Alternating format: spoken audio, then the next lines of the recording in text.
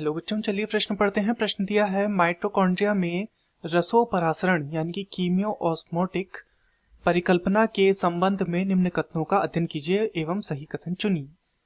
तो कथन दिया है, पहला कथन है F1 कण यानी कि head piece ADP plus phosphate द्वारा ATP के संश्लेषण का स्थान होता है।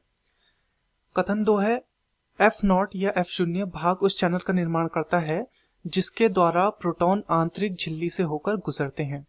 कथन तीसरा है प्रत्येक निर्मित एटीपी के लिए 2H पॉजिटिव अंतरा झिल्ली अवकाश द्वारा F0 से होकर मैट्रिक्स में निम्न विद्युत रासायनिक प्रोटॉन प्रवणता की ओर जाते हैं तथा विकल्प हमें दिए गए हैं। विकल्प ए दिया है 1 एवं 2, विकल्प बी दिया है 1 एवं 3, विकल्प सी दिया है 2 एवं 3 तथा विकल्प डी दिया है 1, 2 एवं 3।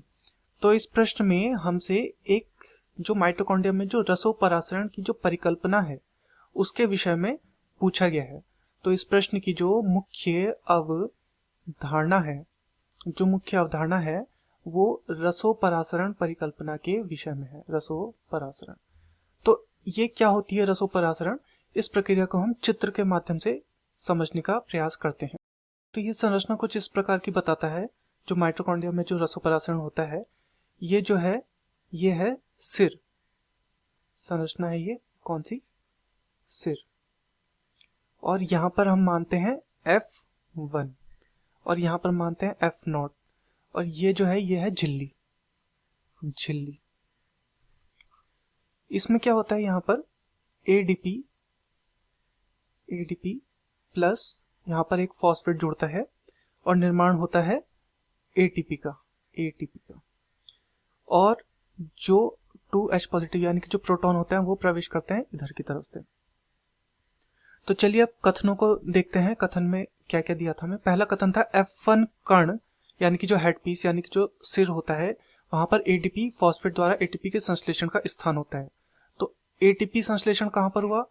यहाँ पर ये कौन सी संरचना है? ये सिर है यानी कि हेड पीस है। तो ये क्या है? ये F1 है। तो यानी कि जो पहला कथन हमें दिया गया है वो बिल्कुल सही है क्योंकि F1 के अंतर्गत ही ATP संश्लेषण हुआ है। दूसरा कथन देखते हैं F0 भाग उस चैनल का निर्माण करता है जिसके द्वारा प्रोटॉन आंतरिक झिल्ली से गुजरते हैं। तो प्रोटॉन का प्रवेश कहां पर से हुआ? यहां पर से हुआ। और ये कौन सा भाग है? ये है F0।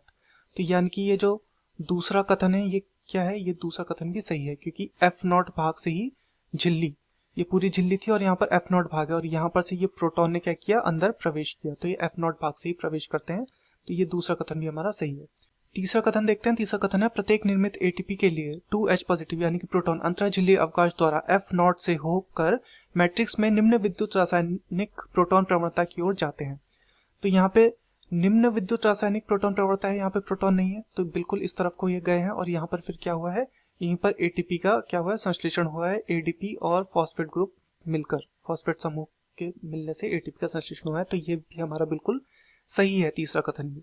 तो चलिए विकल्पों को देखते हैं। विकल्प ए है 1 एवं 2, तो केवल 1 एवं 2 सही नहीं है तो ये हमारा गलत हो जाएगा। 1 एवं 3, केवल 1 एवं 3 सही नहीं है, ये भी हमारा गलत हो जाएगा।